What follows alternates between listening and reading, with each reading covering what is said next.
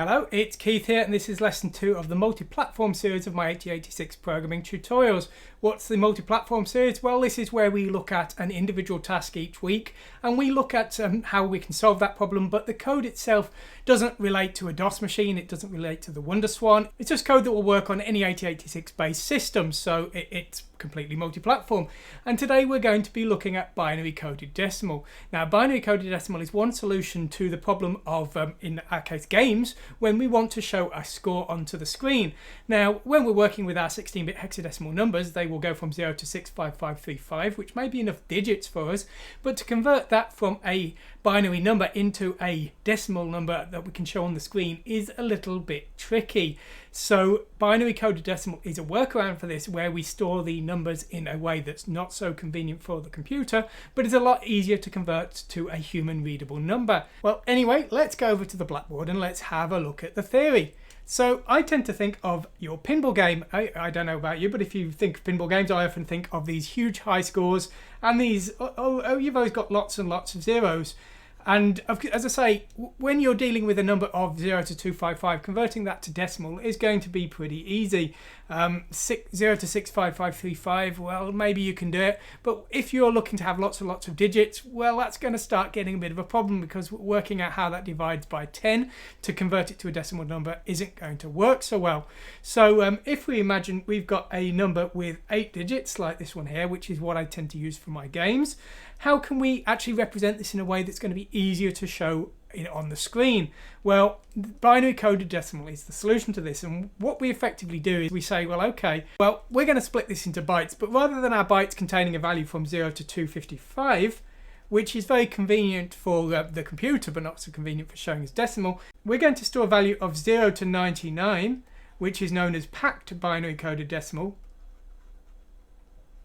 or even just as value of 0 to 9, which is known as just a binary coded decimal, unpacked binary coded decimal, or it's also referred to as ASCII on the 8086.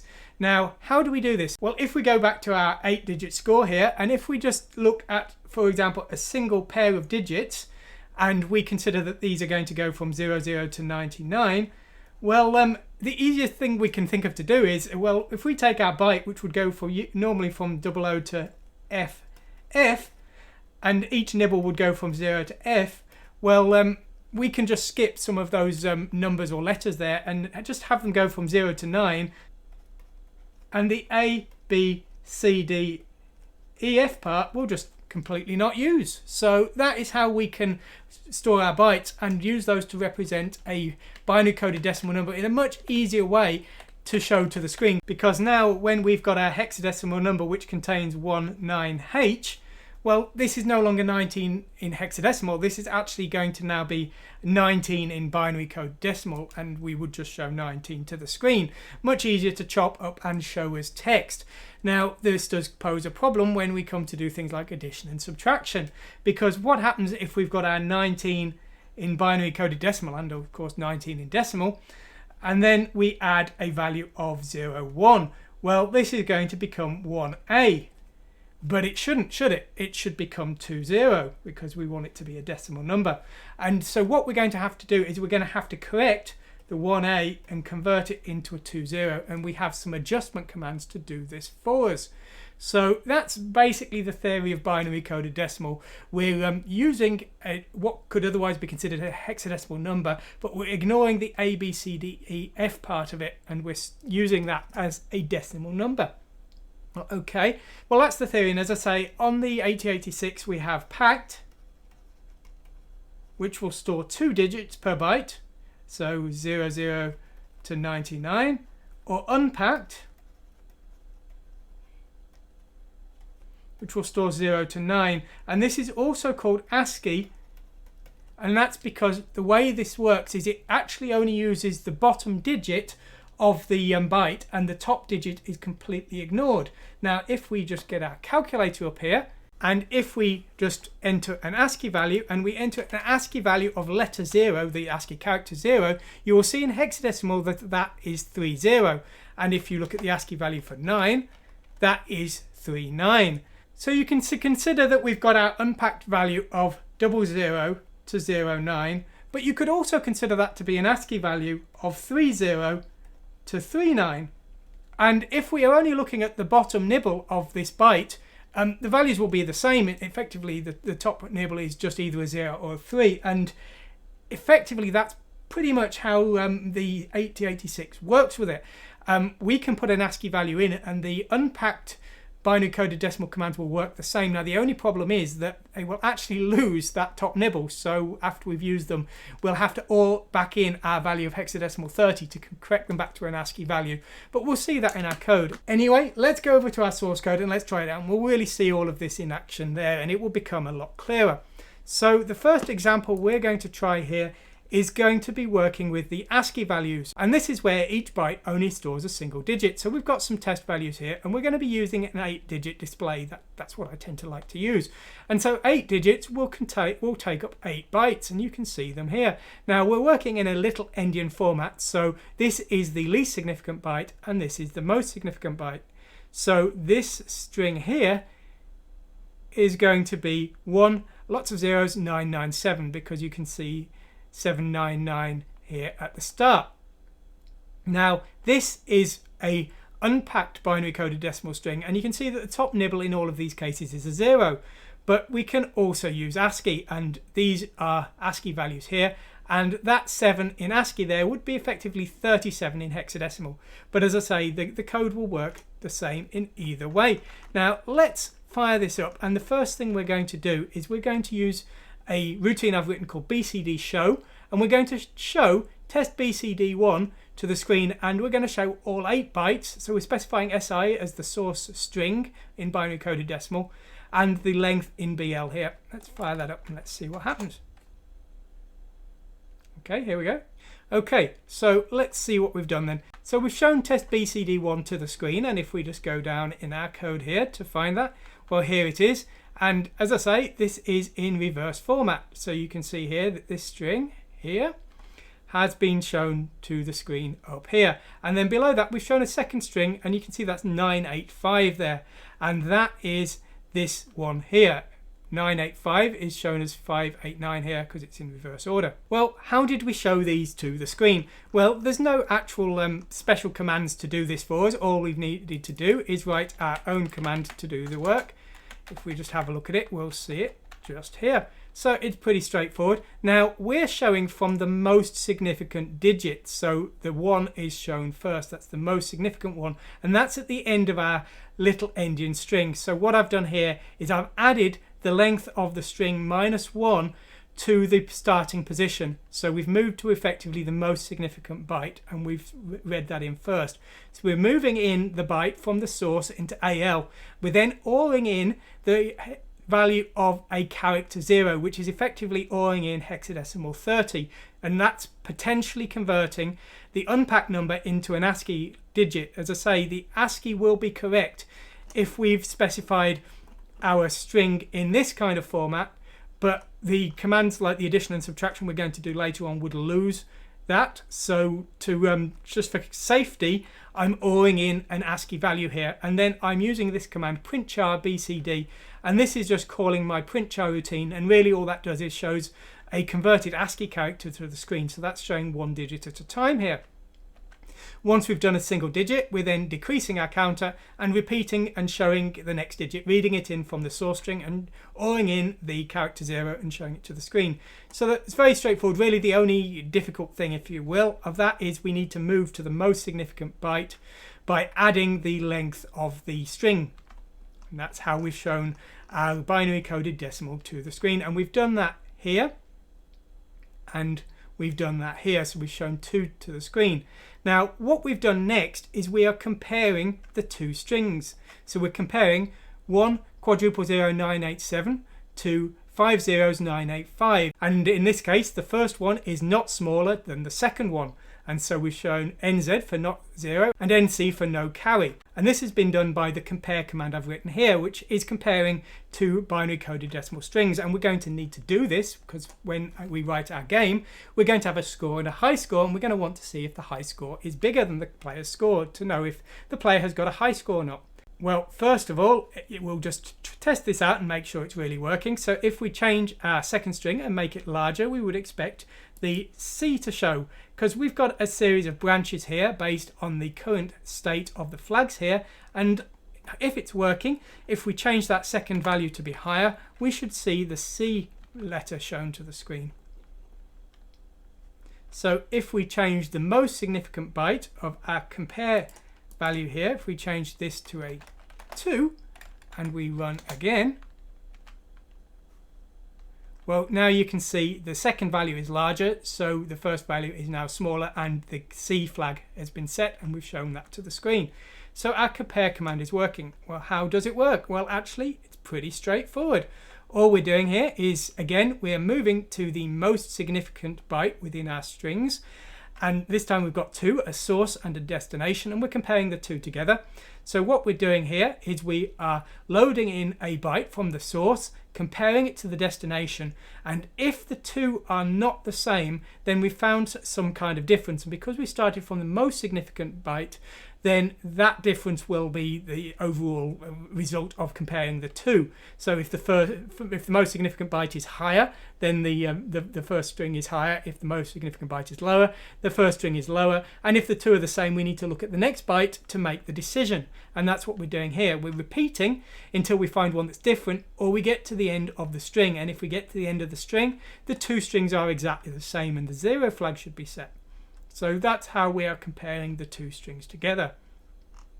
Okay, well, that's how we can do comparisons, but we also want to be able to do some maths in our game. We're going to want to do addition. We're going to want to give the player some extra score every time they do something good. How can we do that? Well, we've got a function here called bcd_add, and that will add some score to our player. We're specifying a source, which is the amount we want to add, and we're specifying a destination, which is the binary coded decimal string, which will be updated. The add value is just the amount we're adding. It's not going to get changed. Let's see how this works. And this is where our adjustment commands will come in. So we're starting this time from the least significant byte, and we're starting by clearing the carry, and that's because we're going to want to work with multiple bytes, and we're going to want to transfer the carry across in each case. And this is where we need to correct the nibbles of our value, or in this case the bytes, because this is unpacked, so each byte only contains a single digit. So we're loading in from the destination into the accumulator. We're adding the source, the amount we want to add, with the carry. Of course, we cleared the carry in the first iteration. And then we're using a command AAA, which is ASCII adjust for addition. This corrects the value in our binary coded decimal value. For example, if we just go to our blackboard again, if our ASCII value contained a value of, let's say, 09, and we added a value of 1, well, that will become 0A. But after the AAA command, this will be corrected and this will become a 00, and we will get a carry flag set. So this is correcting for our unpacked binary coded decimal, also known as our ASCII. And so this is updating things so that we can continue our addition. However, it's important to notice, as I said before, that when we use this ASCII adjust for addition command, it's correcting the value, but it's actually losing that top nibble. The top nibble needs to be set to a 3 for it to be an ASCII value, and this will actually clear that. So we'd need to OR that in if we do need it to be actual ASCII. In the case of my code, though, I'm always ORing in the ASCII value hexadecimal 30 to convert it to a 0-based number before I show it to the screen, so that's not a problem for me. But once we've adjusted the value, we're then writing the value back to the destination, and we're then repeating, and because we're using ADC, any carry between the bytes will be passed along. And you can see that in action here. So what have we actually added? Well, in this case, we've added the value 104. As I say, it's in little endian, so it's reversed here.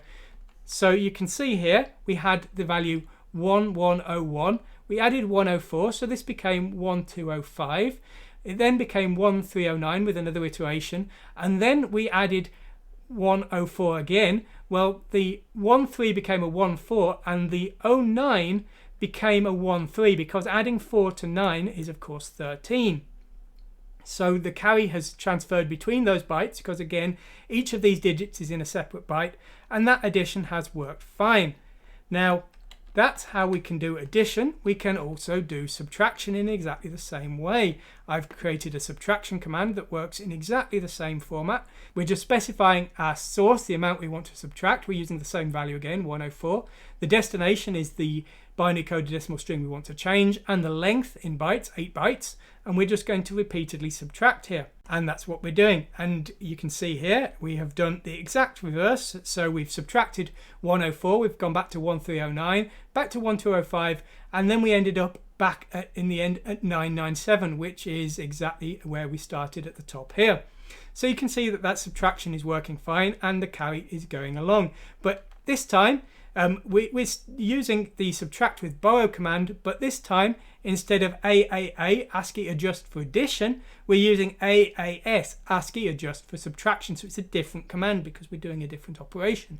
And that will correct our unpacked binary coded decimal values. Apart from that, it's all exactly the same. We're clearing the carry before we start, loading in from the destination, subtracting with the borrow the source, correcting, writing back, and repeating as required. That's how we can do our subtraction. Now, addition and the subtraction are the ones we're going to need for our games, and I'm showing to the screen, of course. But just for completeness, we're going to cover some odd ones that I don't particularly need or don't particularly see that useful. I guess they would be if you were trying to create a calculator or something, if you really wanted to do that in assembly, but they are there and we're going to cover them for completeness. We have two extra ones, ASCII adjust for multiplication and ASCII adjust for division, and these are a little bit odd. Now we're going to use the mul BL command, and this will effectively multiply AL by BL and store the result in AX. And we can do this with an ASCII value. For example, we've got the ASCII value 4 here, and we're going to effectively multiply that by 2 because we're using mul BL. Once we've used that command, we need to correct it with ASCII adjust for multiplication, and we do that every time. So our starting value of 4 was multiplied by 2, and you can see here we had 4, and we multiplied by 2 and it became 8. We then multiplied by 8 by 2 and that will become 16 in decimal, and our AAM command has converted that to 16, which is correct. The high and low bytes there have made up the value 16. However, when we do the multiplication again, because our multiply is setting AX to AL times BL, we're actually losing that second digit. So instead of getting 32, we've actually multiplied 6 by 2 and ended up with 12. And then when we do it again, we've multiplied by 2 and ended up with 4. So maybe not what we might have desired, but that is how this command will work. As I say, it's not a command I ever plan on using, but for completeness, we're covering it. As well as multiplication, we have an ASCII adjust for divide. However, this works completely differently. In the other cases, we've used our adjustment command after the other command, but in this case, we use it before. So what this does is it takes an ASCII number, in this case 24, and it will convert it into a hexadecimal value. So the AAD has converted 0204, and if we just get our calculator up here, we load our calculator, where is it? And we put in the value in decimal of 24, you can see that that is 18 in hexadecimal. And our AAD command has converted 0204 into 18. So it's converted it into a hexadecimal number. And then when we do our divisions, we're dividing by 2 again. So when we do our divisions, well, our 24, if we do a divide by 2, will become a 12, and that is C in hexadecimal.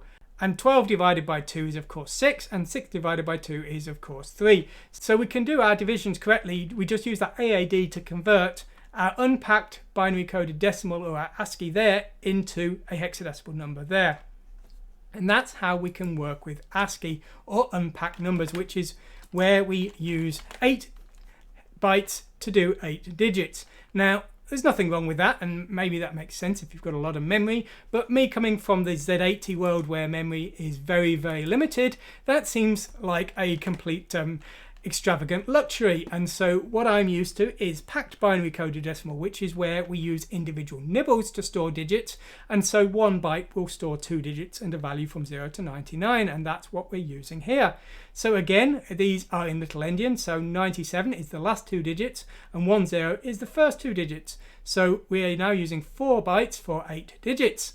And we can do these in almost the same way. So here I've created the exact same commands as we just used, and we've just converted them so that they're now using packed binary coded decimal. The only exception is the multiply and divide, which to my knowledge don't exist on the 8086 for packed numbers. But the other commands we're doing in exactly the same way, and we will get exactly the same results. At least hopefully we will. So here we've shown our two strings to the screen. Let's see how we can do that. Well, this time the commands are going to be just a little bit more tricky because now we've got 2 digits per byte. So again, we're moving to the most significant byte here, but this time, of course, when we specify we want to show our counter is now 4 bytes because we've got 2 digits per byte, so we're still showing 8 digits, but just 4 bytes this time. So we're moving to the end, effectively adding 4, but then we're decreasing by 1 immediately, so we're moving to the 4th byte within our string. And then we're loading in a byte, but then what we're doing is we're shifting it to the right by 4 bits, effectively taking the top nibble, which is the most significant digit in that byte. We're then showing that to the screen with this routine here, which is again effectively adding the digit 0 in ASCII here. Before showing it, that will show an ASCII digit to the screen. So that's shown the digit in the top nibble, and then we're going to do the same for the bottom nibble. So we load back in the same byte that we showed before, but this time we're masking and taking only the bottom nibble, and then we're showing that to the screen again. Then we repeat for the remaining digits. So that's how we show our 8 digits to the screen. Our compare command, actually exactly the same, because it doesn't matter at all whether we're showing packed or unpacked. It's exactly the same procedure. We're just reading in from the most significant byte, comparing them, and returning once we find a difference. So that's how we do that. Our addition and subtraction, slightly different, but not by very much. Basically, we just need to use a different command. Once again, we are starting from the least significant digit, clearing the carry, adding with the carry, storing back the new digit. But instead of using AAA, ASCII adjust for addition, we're using DAA, decimal adjust for addition. So this is correcting our binary coded decimal. The same is true for subtraction. We're using the same commands, the same SBB, the same clear with carry, and everything's the same. But again, instead of using AAS for ASCII adjust for subtraction, this time we use DAS, decimal adjust for subtraction. So DAS and DAA are the packed equivalents of AAS and AAA. But apart from that, the code is exactly the same.